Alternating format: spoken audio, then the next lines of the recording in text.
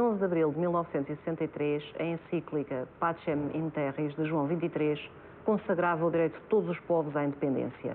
Nessa mesma altura, tropas portuguesas combatiam já em Angola e na Guiné os movimentos independentistas. Na Guiné, a luta armada de libertação rebentara pouco antes, em janeiro, depois de várias tentativas feitas pelos dirigentes independentistas para que Salazar aceitasse uma concessão pacífica da independência, o PAIGC, Partido Africano para a Independência da Guiné e Cabo Verde, decidira-se também pela via armada, 2 anos depois do início da guerra em Angola. A pequena Guiné viria a revelar-se como a mais difícil das 3 frentes de combate das Forças Armadas Portuguesas. No decurso da guerra, 42 mil militares portugueses enfrentaram cerca de 7 mil guerrilheiros do PAIGC, sendo os combates de maio de 73, pouco tempo envolvido sob o assassinato de Amílcar Cabral, a 20 de janeiro, considerados os mais duros de todos os travados pelas tropas portuguesas na guerra colonial. É dessa guerra, desses anos de guerra por que passaram 42 mil jovens portugueses, que nos fala o documentário da autoria de José Barahona, Guiné, Anos de Guerra, que vos convido a ver.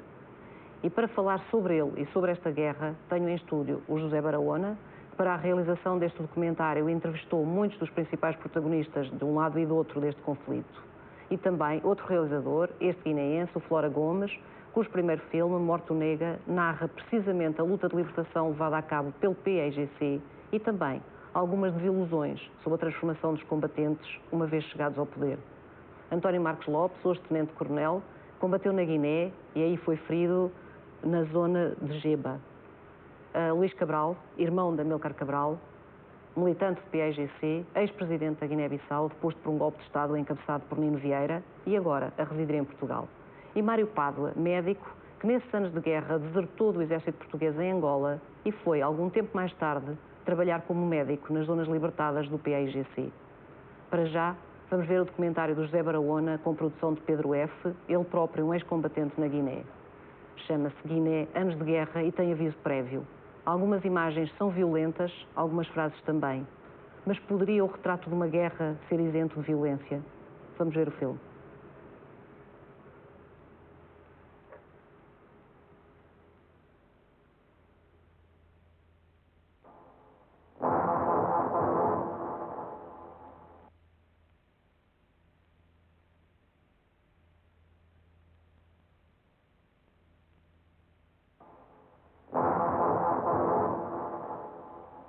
Ia-se para a guerra porque era um dever.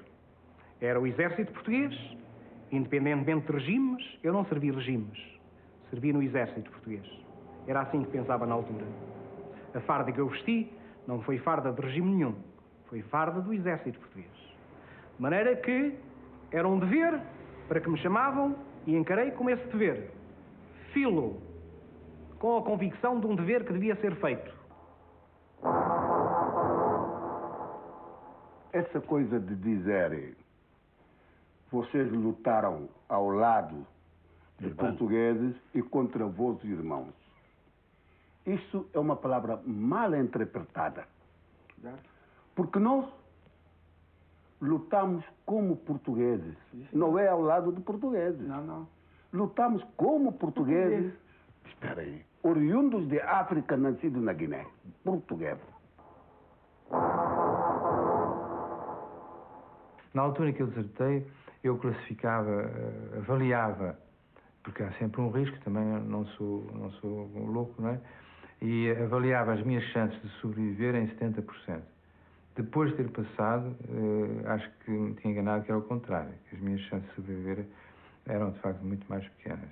Mas pronto, consegui sobreviver e depois também senti que devia provar aos africanos que nem todos os portugueses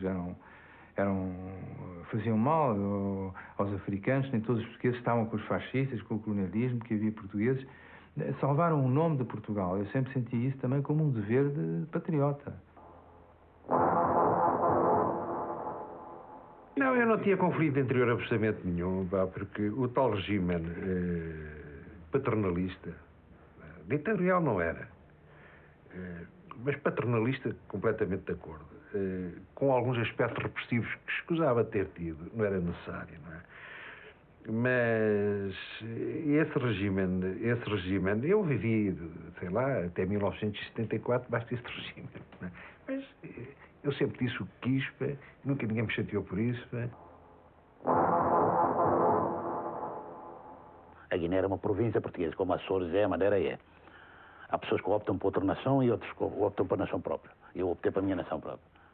Então, foi assim que eu fiz. Eu optei para a minha nação, que é Portugal. E então, combati para Portugal. Foi assim. E não estou arrependido do ter feito.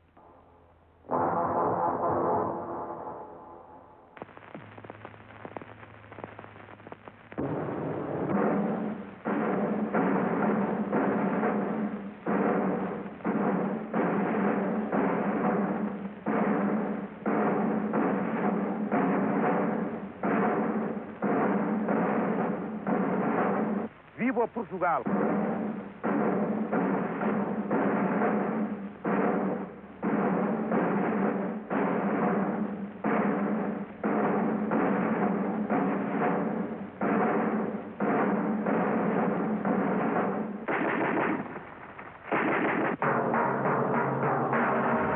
Manhã cedo chegámos à unidade onde se preparava uma operação. A parada, a que foi dado o nome de Alferes Ferreira de Almeida, evoca-nos a memória desse e de tantos outros bravos que tombaram já em defesa da nossa soberania na terra ardente da Guiné. Como em todos os aquartelamentos que visitámos, a camaradagem é que reside, em grande parte, a chave do êxito alcançado pelos nossos soldados. Entre as operações, conversa-se, descansa-se ou lê-se o jornal. Aqui, a diferença de cor não conta, quando o ideal é o mesmo.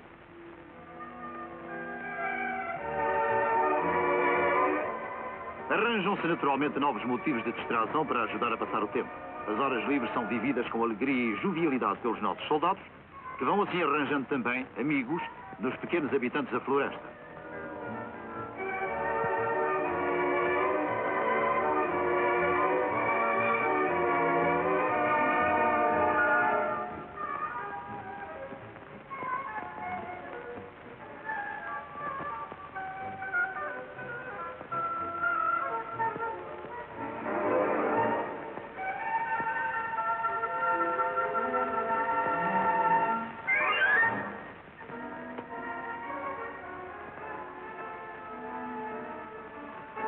Ao anoitecer, parte a primeira coluna em direção a Feijão Quito, onde chegámos de madrugada.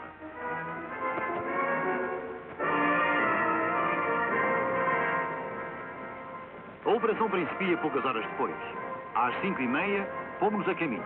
A partir de agora surge o perigo a cada passo e de um momento para o outro podemos cair numa emboscada. Precede a coluna uma secção de sapadores que pica a estrada fazendo a detecção de minas. O detector eletrónico sonda o solo. Não vai haver qualquer engenho oculto no terreno por onde a coluna terá de passar. O inimigo mina frequentemente as estradas e por isso todo cuidado é pouco. E só assim se compreende que os nossos soldados detectem normalmente 90% das minas colocadas. Conhecendo o modo eficiente como os nossos soldados atuam na detecção de engenhos explosivos, os terroristas passaram a utilizar as minas de madeira ou plástico, cuja presença não é assinalada pelo detector eletrónico. Daí, a necessidade de se picar cuidadosamente a estrada.